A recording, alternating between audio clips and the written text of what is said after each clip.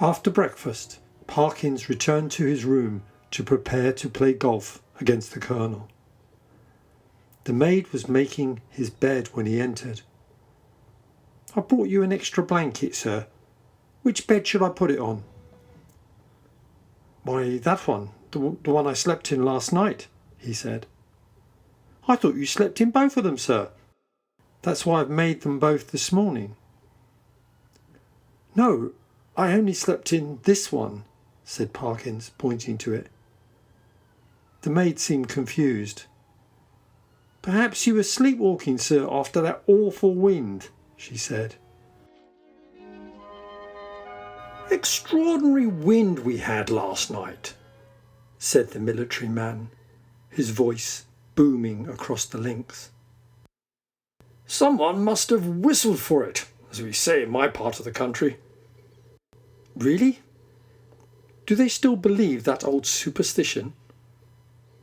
"You call it superstition," said the Colonel, "but there's generally something at the bottom of what these country folk have believed for generations." Parkins said quietly, "I don't believe in what people call the supernatural." "What?" said the Colonel. "You don't believe in ghosts or anything of that kind?" "I do not," said Parkins firmly. "People confuse what we call in science correlation and causation. Simple fishing folk see someone whistling. Later there is a storm." "You think these events are unrelated?" "Completely unrelated," said Parkins with conviction. "Now take last night's wind. As it happens, I myself was whistling. I blew a whistle twice, and the wind seemed to have come absolutely in answer to my call. If anyone had seen me—" The Colonel raised his hand to stop the lecture. "Whistling, were you?" he said. "And what sort of whistle did you use?" "It's rather a curious one I found yesterday," said Parkins, reaching for his pocket. "I have it in my... No, I've left it in my room. I'll show it to you when we go back to the hotel this evening." The two men played all afternoon until the light began to fail. Walking back to the hotel together, they were deep in conversation about golf when they turned the corner that led to the Globe. As they did so, a boy came charging along the path from the other direction. He collided with the Colonel. "What on earth are you doing, boy? You nearly—" Instead of running away, the boy remained hanging on to the Colonel until he got his breath.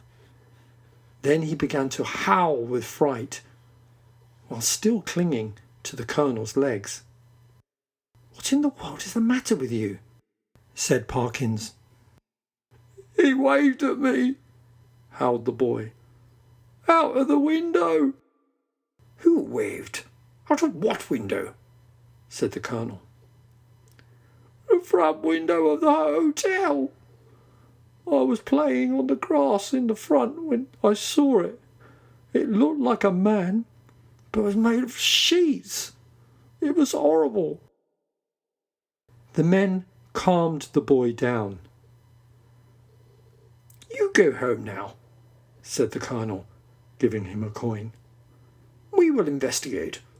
It was probably your friends playing a joke."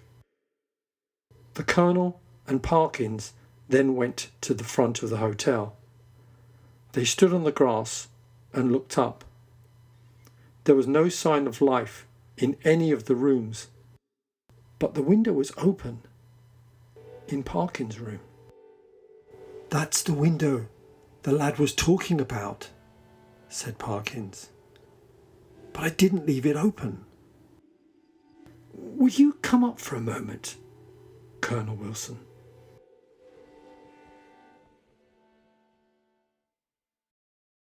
They entered Parkins' room and lit the candles. "Nothing seems disturbed," said the Professor. "Except your bed," said the Colonel, pointing to the bedclothes, which were twisted together. "That isn't my bed," said Parkins. "I don't use that one." He rang for the maid. "Has anyone been into my room while I was out?" "No, sir, not since I saw you this morning," she said. "It is a mystery," said Parkins, "but I'm sure there is a rational explanation. By the way," he added, "here is that old whistle I spoke of." The Colonel turned it over in the light of the candle. "What do you mean to do with it?" he said. "When I get back to Cambridge, I shall show it to the archaeologists." "If it were mine," said the Colonel, handing the whistle back, "I would go back to the beach and chuck it straight into the sea. I wish you a good night." The door closed behind him, leaving Parkins alone in his bedroom. Parkins read until he felt sleepy. Then he blew out the candle and fell back upon the pillow.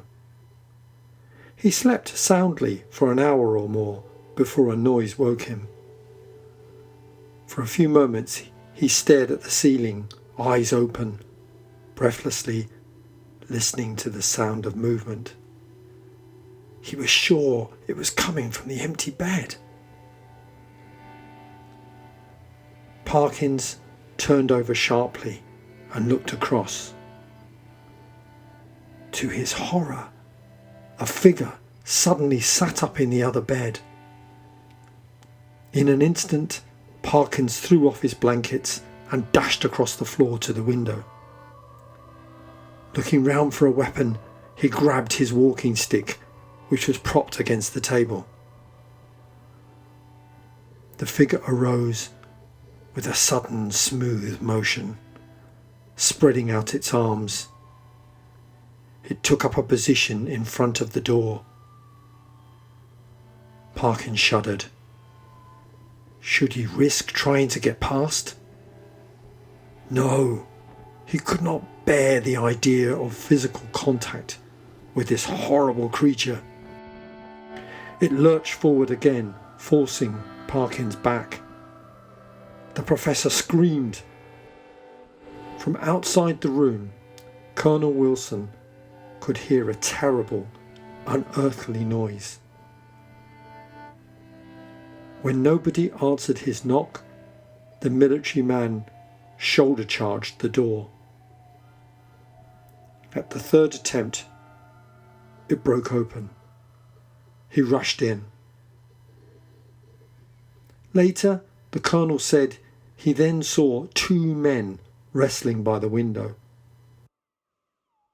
Perhaps the poor light deceived him, because when he charged forward, he found there was only one person to deal with. Professor Parkins had fainted to the floor. Before him lay a tumbled heap of bedclothes.